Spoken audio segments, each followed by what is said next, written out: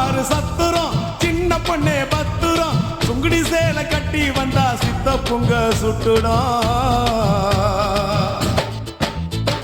கனகம்மா சத்துரம் காதல கம்மனு பத்துரம் காதலிக்கிற பேரை சொல்லி கலட்டிடுவான் சுந்தரம் மாம்பழம் ஸ்டேஷனு